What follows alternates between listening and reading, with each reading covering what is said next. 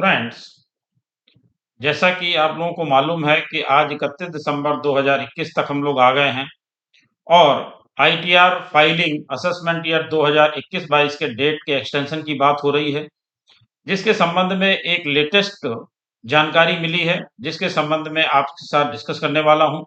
उससे पहले एक छोटी सी रिक्वेस्ट कि अगर आपने अभी तक हमारा चैनल सब्सक्राइब नहीं किया है तो कृपया सब्सक्राइब कर लें, जिससे हमारे अपलोड होने वाली वीडियो आपको जल्दी से जल्दी मिल सकें।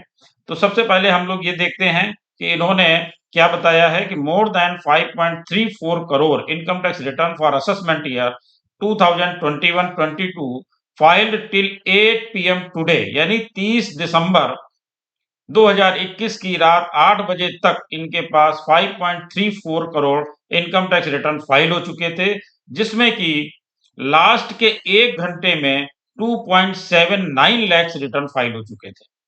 तो ये इन्होंने बता करके ये बताने का प्रयास किया है कि इनकम टैक्स रिटर्न फाइलिंग की डेट के एक्सटेंशन की आवश्यकता क्यों है, जब इतने सारे रिटर्न फाइल हो रहे हैं।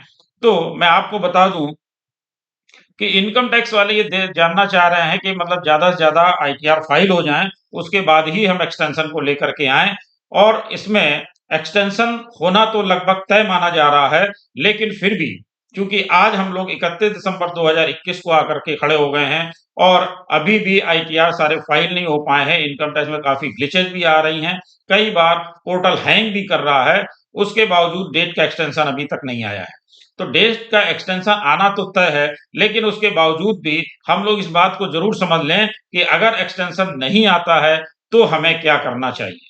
देखिए, पहली बात तो ये है कि जो पहले लेट फीस 10,000 रुपए हुआ करती थी, उसको घटा करके 5,000 रुपए कर दिया गया। यानी अंडर सेक्शन 234 एफ में जो 10,000 रुपए लेट फीस हुआ करती थी, उसको घटा करके 5,000 रुपए कर दिया गया। इसके अलावा हम ये भी समझ लें कि जिनकी ग्रॉस टोटल इनकम 2.5 लाख रुपए से कम है, उनके ऊपर कोई भी लेट फीस नहीं लगेगी। अगर एक्सटेंशन नहीं आता है तो आपको ये ध्यान रखना है कि उसके बाद उसमें भी कोई लेट फीस नहीं लगेगी। लेकिन जिनकी टोटल इनकम 5 लाख रुपए तक है, उनको केवल 1,000 रुपए लेट फीस लगेगी और उससे ऊपर वालों के लिए जो 10,000 रुपए लेट फीस लगा करती थी, वो घटा करके 5,000 रुपए कर दी गई है।